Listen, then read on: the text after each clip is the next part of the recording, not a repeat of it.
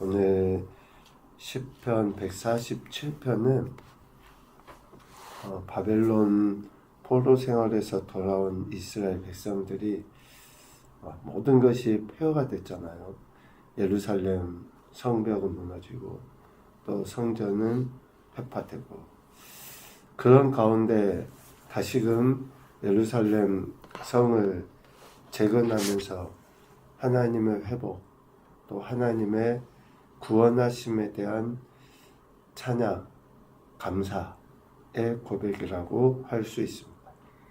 그러니까 포로기 이후 느헤미야를 통해서 하나님이 이스라엘 백성들에게 명령하실 뿐만 아니라 하나님께서 특별한 은혜를 베풀어 주셨잖아요. 그들이 성벽 재건이라고 하는 그 사명을 감당할 수 있도록 베풀어 주신 그 은혜에 대해 느헤미야의 표현과 같이 오늘 시인도 그렇게 하나님께 감사하고 있다라고 할 수 있습니다.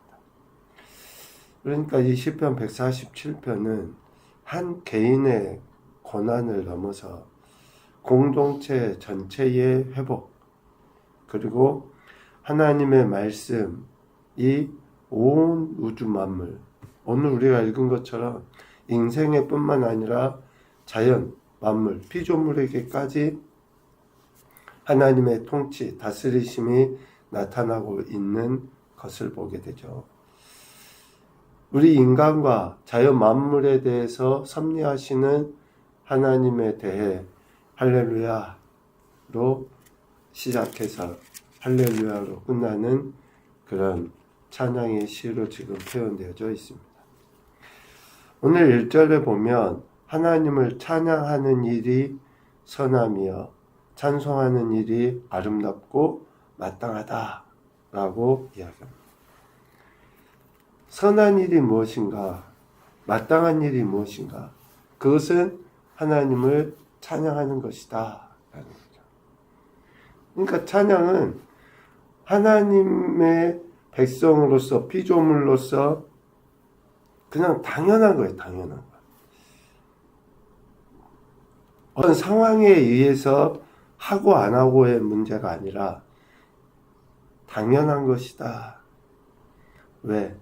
하나님은 선하시기 때문이고 하나님은 사랑이 많으신 분이시기 때문이다.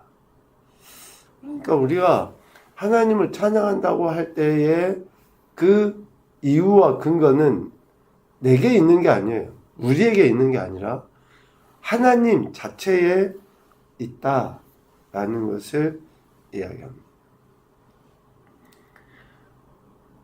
그 하나님, 2절에 보면 예루살렘을 세우시며 이스라엘의 흩어진 자들을 모으시며, 그러니까 하나님께서 예루살렘 무너진 성벽을 재건토록 하시는 거죠.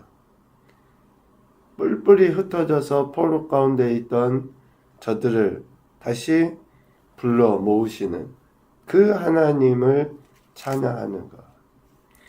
3절에도 보면 상심한 자들을 고치시며 그들의 상처를 싸매시는 그 하나님.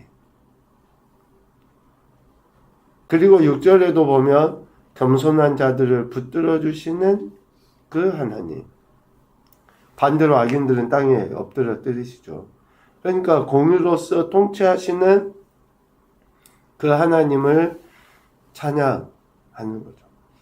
그러니까 실제적으로 이스라엘 역사 가운데서 하나님의 이러한 모습에 대해 지금 시인은 찬양하는 것이 마땅하다, 당연하다 라고 이야기합니다. 2절, 3절, 6절에 나와 있는 이 하나님은 위대하신 분이시다. 능력이 많으시며 그의 지혜가 무궁하시다 라고 5절에 이야기해요. 한 개인뿐만 아니라 공동체 전체를 다스리시는 그 하나님의 위대하심, 그리고 지혜의 무궁하심, 능력이 많으신. 그런데 이 하나님은 택하신 백성에 대해서 뿐만 아니라, 그러니까 2절, 3절처럼 택하신 백성에 대해서 뿐만 아니라 4절에 보면 별들의 수요를 세시고 그것들을 다 이름대로 부르시는도다. 피조물에 대해서도 또 8절, 9절도 이야기하잖아요. 구름, 땅, 들짐승, 우는 까마귀 새끼. 이런 피조물에게까지 하나님은 위대하심과 능력과 지혜로서 역사하시는 분이시다 라고 분명하게 이야기합니다. 그러므로 우리 인생은 감사함으로 하나님께 노래하고 수금으로 하나님께 찬양해야 한다 라고 7절에 분명히 이야기하는 거예요. 지금 이런 이야기는 우리의 상황에 따라서 또 때로는 나의 감정에 따라서 찬양을 하고 하지 않고의 모습이 아닌 거죠. 하나님의 존재와 사역 자체에 대해서 우리 인생이 찬양하는 거예요. 그것도 입술로 뿐만 아니라 수금, 각종 악기를 통해서 그 하나님께 찬양해야 한다. 그 하나님을 찬양함에 있어서 가장 기본적인 태도는 뭡니까? 하나님을 경외하는 거예요. 오늘 11절 말씀에 보면 여호와는 자기를 경외하는 자들과 그의 인자하심을 바라는 자들을 기뻐하신다. 우리의 찬양의 핵심의 태도는 그 하나님을 경외, 극히 사랑하는 것이고 가장 존귀하고 위대하신 이로 여기는 태도로 하나님을 찬양해요. 그러니까 찬양은 노래 잘하는 사람이 하는 게 아니에요. 어떤 기교가 좋은 사람이 하는 게 아니에요. 진정으로 하나님을 경외하는, 앞서 이야기한 우리 인생뿐만 아니라 온 우주 만물을 다스리시는 그 위대하심과 능력과 지혜로서 역사하시는 그 하나님에 대한 마음, 경외함으로 찬양을 하는 것이지, 뭐 악기를 잘 다룬다고 또 아니면 목소리가 좋다고, 당연히 그것도 도구이긴 하죠. 그러나 그러한 사람이 찬양하는 것이 아니라 하나님을 경외하는 자가 하나님을 찬양하고 그러한 자들을 하나님이 기뻐하신다. 여기에서 기뻐하다 라고 하는 히브리어 라차라는 이 단어는 기쁘게 받아들여 주신다. 그러니까 우리 인생은 그냥 하나님을 실질적으로 기쁘게 할 수 없어요. 하나님이 그러한 우리 인생의 모습을 기쁘게 여겨주시는 거예요. 여겨주시는 거. 의와 똑같아요. 구원과 똑같습니다. 우리 어떻게 의로울 수 있어요? 우리는 의로울 수 없어요. 그냥 하나님이 의로 여겨주시는 거예요. 여겨주시는 거예요.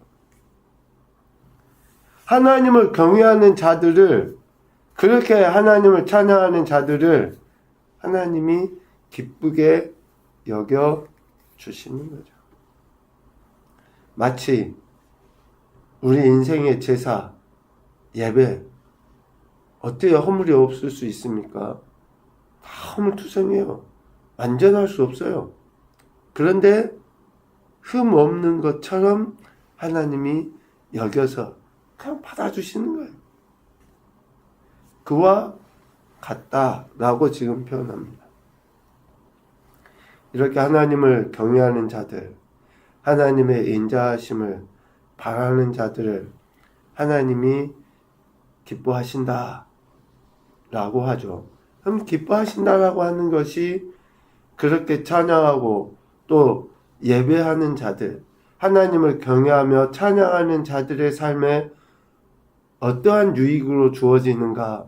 하나님이 기뻐하실 때 13절 문빗장을 견고히 하시고 네 가운데 있는 자녀들에게 복을 주시는 것으로 나타나요.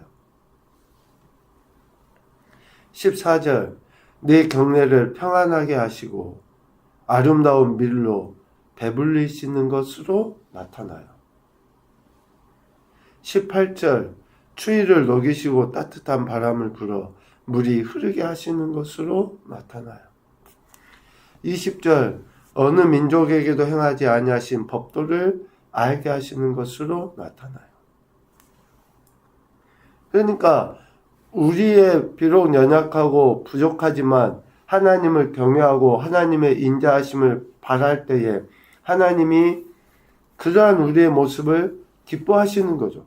그럼 기뻐하심으로 인해서 우리 삶에는 내 지경, 자녀들의 지경, 또 우리 삶의 형태의 이런 평안함, 이런 것들이 실제적으로 주어지게 되는 거예요. 말로만이 아니라. 하나님이 말로만 우리를 참 너 노래 잘한다, 너 예쁘다, 이렇게 그냥 이야기하는 게 아니라 실제적으로. 그래서 하나님을 경외하는 자들은 좀 아직 큰 문제들이 좀 덜 생겨요. 미안하지만. 또 문제가 생겨도 오히려 그것을 더 당당하게 이길 수 있는, 그래서 많은 사람들이 살아계신 하나님을 증거하고 간증하는 도구가 되게 해요. 그런 문제들을 통해서.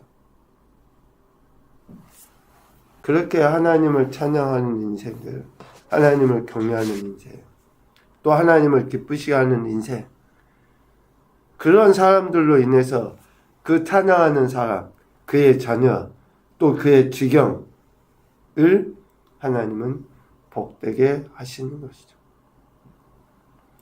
그러므로 오늘 12절 결론입니다. 예루살렘아 여호와를 찬송할지어다. 시온아 네 하나님을 찬양할지어다. 그러니까 언제나 우리가 그 하나님을 찬양하고 감사하고, 진짜 우리의 찬양이 하나님을 경외함으로부터 나오는지, 그래서 우리는 우리 자신을 그렇게 점검해야 될 필요가 있는 거죠. 첫 번째 교훈입니다. 하나님은 찬양하는 모든 피조물을 지키시고 보호하신다. 지키시고 보호하십니다. 찬양하는 존재에 대해서. 두 번째, 하나님을 경외함으로 하나님을 기쁘시게 하자. 이 한 단어만 우리가 깊이 생각해봐도 우리의 신앙이 예배의 자리에서나 또 삶의 지경 속에서 어떻게 살아야 하는지 명확하게 나옵니다. 하나님을 경외하자. 세 번째, 범사의 찬양으로 하나님께 나아감이 우리 인생이 누리는 복이다. 찬양 자체가 복이에요. 그러니까 날마다 하나님을 찬양하는 것, 이것이 큰 우리에게 기쁨이요 참된 위로고 복이라는 것을 알 수 있습니다. 날마다 하나님을 찬양하시고 그 찬양함이 실제적인 하나님을 경외하면서 우러나오는 아름다운 신앙의 고백이 되었으면 좋겠습니다. 오늘도 이러한 신앙 안에서 하나님을 기쁘시게 하는 귀한 인생들이 되시기를 주님의 이름으로 축복합니다. 아멘.